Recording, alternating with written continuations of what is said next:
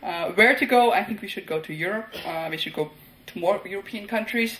We've already discussed some of the sort of countries which we must or would like to include. They can be France, Germany, some bigger Western European countries. I think Greece now is kind of shouting to be part of this, given the sort of tremendous kind of excitement there, or change, not excitement, change happening, which is surely going to sort of trigger more social entrepreneurial interests.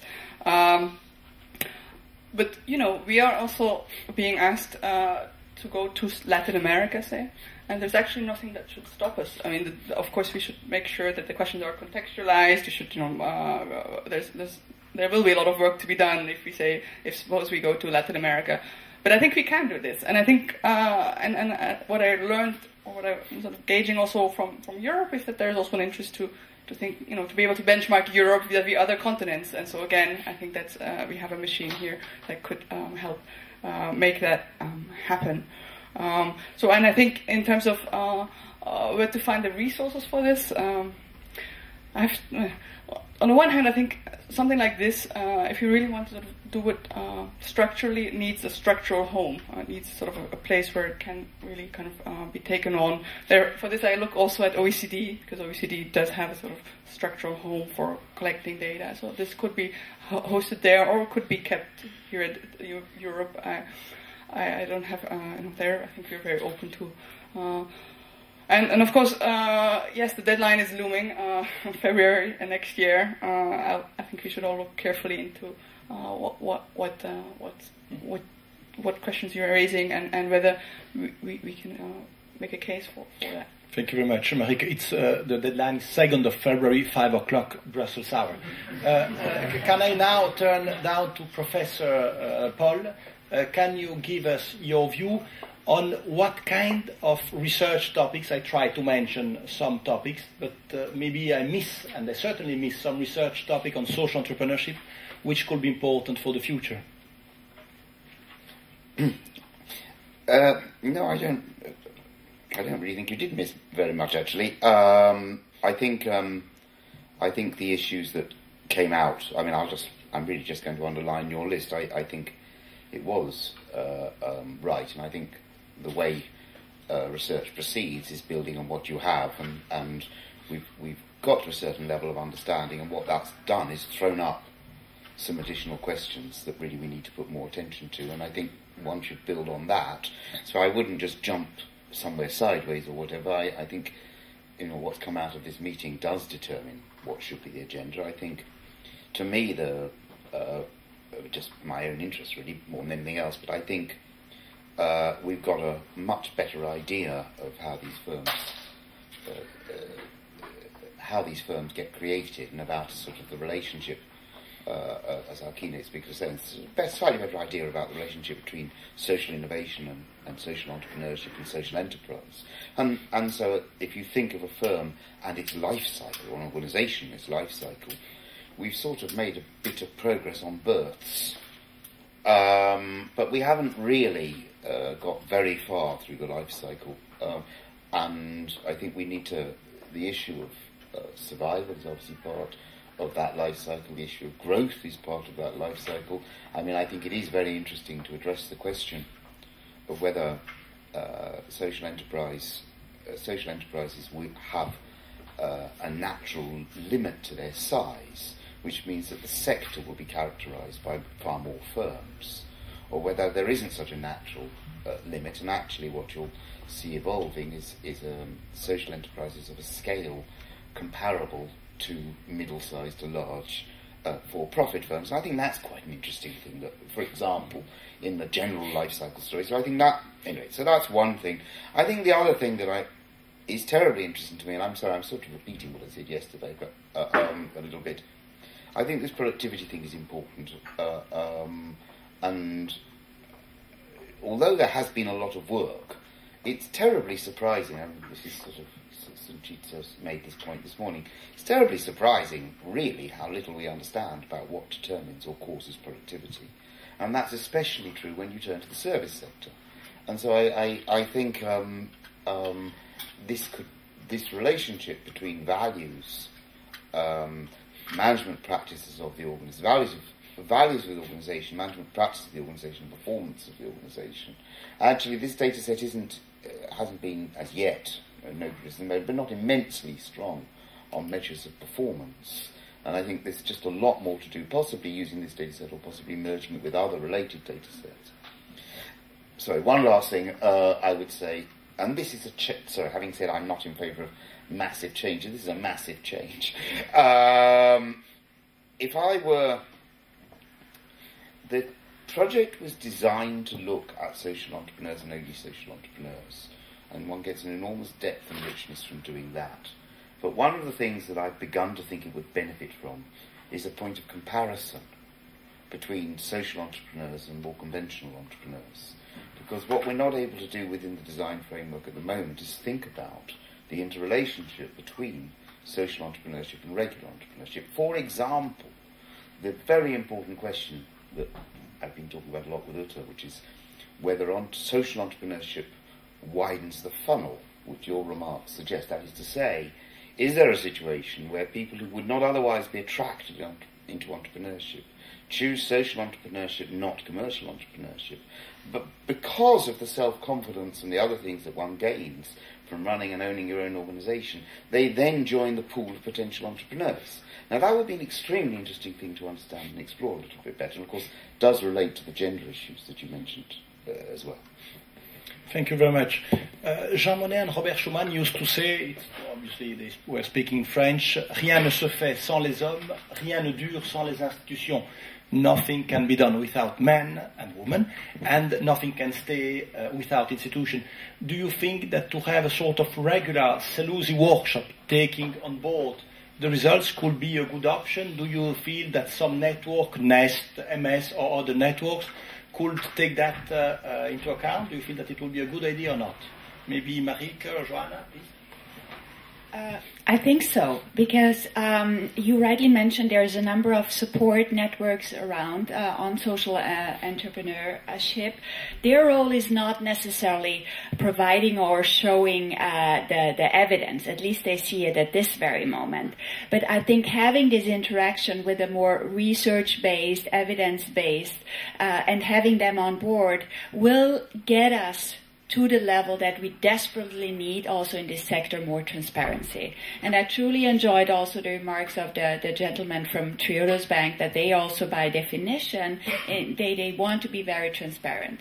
I think to really going forward, we need to actually encourage people in the sector, support organization, social enterprises, but also impact investors to be much more transparent about what's going on. And I think having a researcher on the same floor and the same stage with them will create this culture and atmosphere. We can only learn from also things that do not work well yet. That's the only way to actually make it work. Thank you very much, Joanna. You have, for the audience, the last opportunity to ask questions among, let me say, the fathers and the mothers of SELUSI. If anybody has a question, I could accept 3 questions. Do you have any questions, last questions? Yes? Member states for development of social innovation, and from a regional policy perspective, of course it would be very good for us to know how we can help to push this also through regional funds. Thank you. Thank you very much. It was more a comment, I think, rather than a question, please. Thank you. But very, very well done.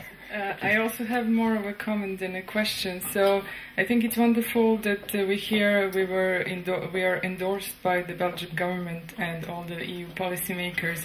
I think what is necessary is that the same happens in other countries, that we are collecting the data, because we need the people who need to hear the results to actually hear them in order to implement them.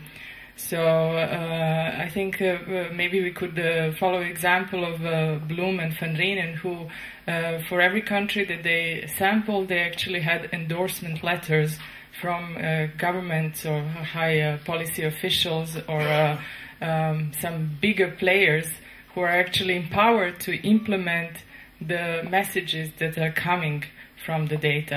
I think this is something also for future recommendations for SELUSI. Yeah, so I think it's a great idea. I can only say that, for instance, next week I'm going to Romania, and they've invited me particularly because they know about SELUSI and the data in Romania.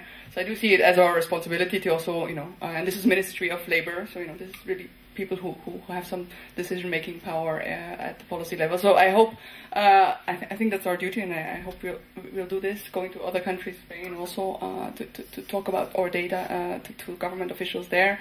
I think it's a neat idea. We need to think about what possible repercussions that has on the willingness of people to participate. If we have this endorsement could work in two ways, that people maybe not convey all the, So my experience has been that the fact that we are our consortium has worked in our favor. The fact that we have academics, so they trust that, and then we have Nest Hub, who they typically also know, who are sort of very much on the ground practitioner organizations. I think that mixture has played in our favor when collecting data. So we need to think about what added value it is to get this endorsement. Yeah, I'm not sure about the endorsement, so I would have some issues there as well. But I think you are absolutely right. It's now the moment, and it's now the moment that also in many different countries, such as Germany or so, the ministry is actively kind of convening people and constituencies, and that happens not only in Germany, also in other countries. So this is also speaking for the fact that yes, we should try to reach out to different countries. Thank you. Very short, yes, please. Well, in terms of harming, I do understand that can go both ways. But for example, in Spain, we were based in IES, and there were some connotations. Religious connotations, and some social entrepreneurs didn't really like it, but yet we overcome it. So I think we need everything in place, and even if someone doesn't like some of the partners in the consortium or someone embracing this, it's important to tell to the people why this particular person is necessary to be part of the team in order that what we want to do actually gets implemented. No, that's the important thing. That's why we need it. Okay, ladies and gentlemen, it's 12:32. I think that the time is quite... we still have 1 or 2 minutes. Is there any other question? Otherwise, I will give the last word maybe to Paul to finalize this, your overall thoughts about SELUSI, and then I will give the floor to Al-Propra for the conclusions. Well, I don't have anything profound to say. I mean, I think it is a very important and interesting project. I think from this we've really got the first information that there is about what's going on in social enterprises, and I think that is an enormous first step. And I also agree that it is exactly the right model to have a combination of policymakers and researchers and actual practitioners in the room for this sort of meeting, and it is consistent with the sort of objectives of social enterprise. So well done to organisers and to the people who collected the data. Thank you so much. Joanna, please, concluding remark. Well, I would like to conclude and say this was the first step. I'll conclude by thanking everyone for coming, thanking particularly all the people I've enjoyed so much working with, and it almost feels like, is it going to end now? But I know it's not, because everyone is still very eager to work with the current data and to help make the sort of SELUSI 2.0 happen. And one thing I do want to add is, as much as we've been focusing on the database, I do think we need to also fill in, kind of repeat Kunrad's suggestion to push that translational sort of angle of our research as well. And what I've kind of come to see based on discussions here is, yes, we've been focusing specifically on how to link up social enterprises with mainstream businesses. But when we talk about diffusion more generally and the opportunities that lie in diffusing that particular intelligence that social enterprises have to society as a much broader, I think we need action research, which really working with public government, public agencies, government, so not just the business. And I think I think we need more examples of action research with business as a role model. It's not enough what we've done so far, but I think we also need to reach out and do this sort of work with public agencies.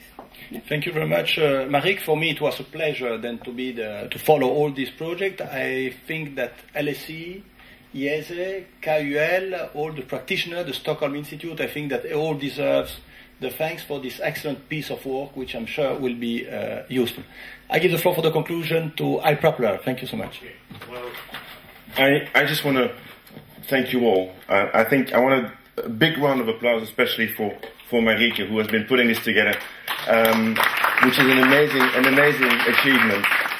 Congratulations to you. Congratulations to the researchers who have worked on this. For iPropeller, I can say it was an amazing experience to be in the mix of the wonderful world of academia, which was new to many of our team members, but to be able to translate those novel insights into the market with our customers, with social entrepreneurs, has been a real honor. We look forward to continuing with that. A big thank you to the European Commission, who has made this journey possible, and looking forward to continue with that. And then last but not least, I want to thank Max, who has been behind setting up this conference here in Brussels and worked on that very hard. And I want to thank him particularly, together with the colleagues of iPropeller, for making this possible. Thank you all, and enjoy lunch.